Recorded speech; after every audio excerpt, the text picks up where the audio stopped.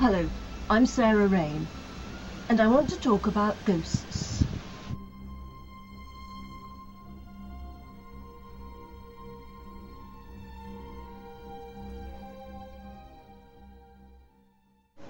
To walk through an old house, a house with a long and vivid history, generates a strong sense of the past. To pause in a doorway or on a staircase, to walk through gardens that were laid out over 100 years ago, all these things can waken the house's memories. And if there happen to be ghosts in the house, perhaps it can wake the ghosts as well.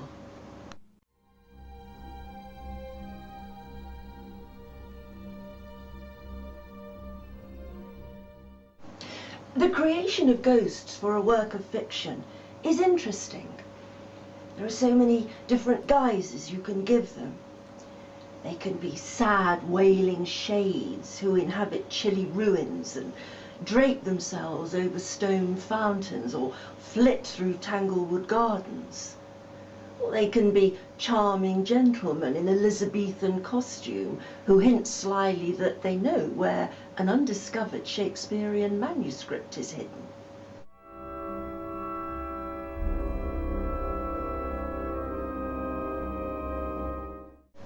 They can be murdered Tudor queens, or spectral bridegrooms, or walled-up nuns.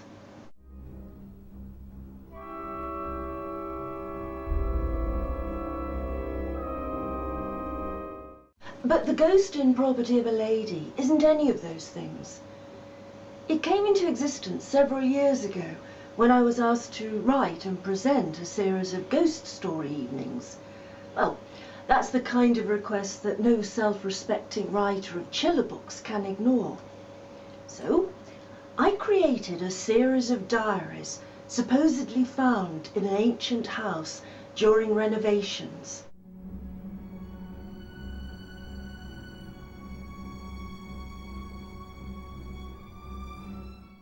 At various times, the house was explored by different people, all of whom encountered the ghost, all of whom recorded their experiences.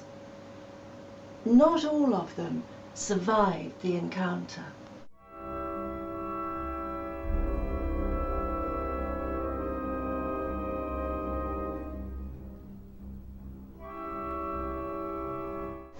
I told this ghost tale in a number of venues.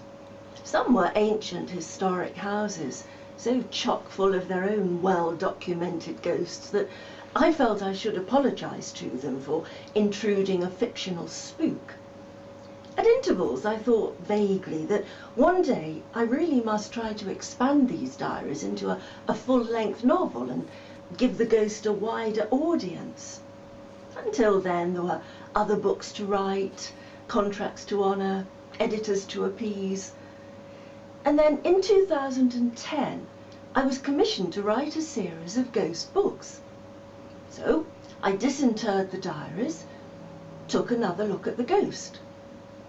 And it seemed to me that the diaries had stood the test of time fairly well. That's one of the good things about ghosts, of course. They don't date.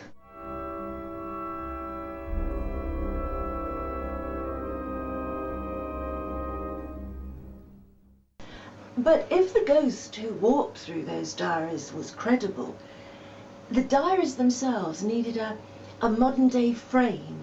They needed people in the present to find them, read them, be affected by them. So, strongly aware that I was treading in the footsteps of the incomparable M.R. James, but hoping to print new footsteps of my own, I created an Oxford Don, Michael Flint, as reluctant hero.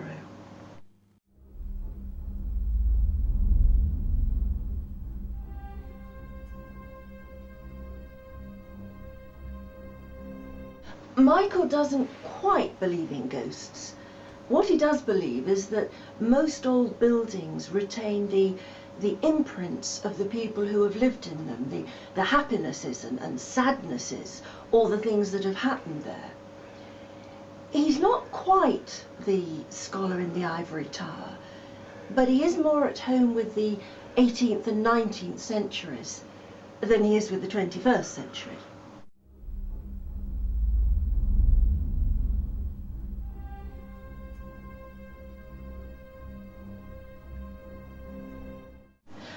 To balance this, I gave him a fairly practical collaborator, an antiques dealer called Nell West.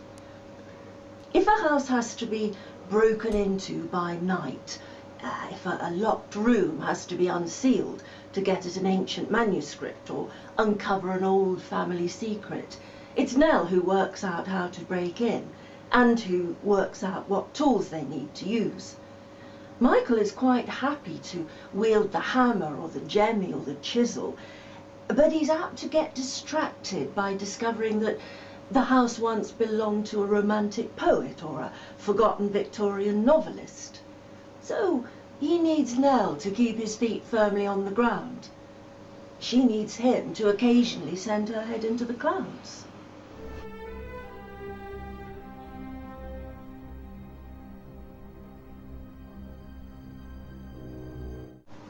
As for the house, the property of a lady, I moved it to the Shropshire borders and renamed it Charrock House. Charrock, also pronounced carrot according to dictionaries, is a very old word used for a charm, a spell set down in writing, literally in characters, to ward off evil.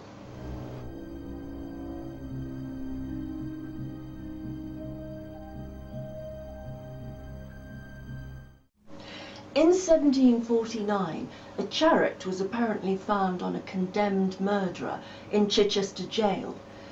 He'd smuggled it in with the idea of trying to cheat the gallows. The eerie thing is that he did cheat the gallows. The story goes that when he was being measured for the iron cage in which his hanged body would later be displayed, they say the 21st century is gruesome, he was so terrified that he expired on the spot from sheer fright, which perhaps illustrates the point that the devil never honours his side of a bargain.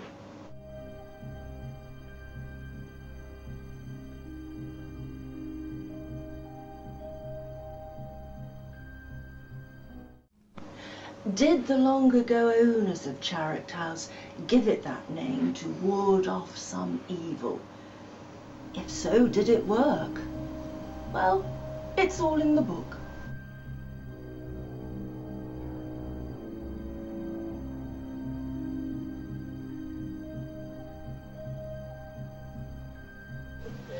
Ghost stories need to be listened to in the right setting.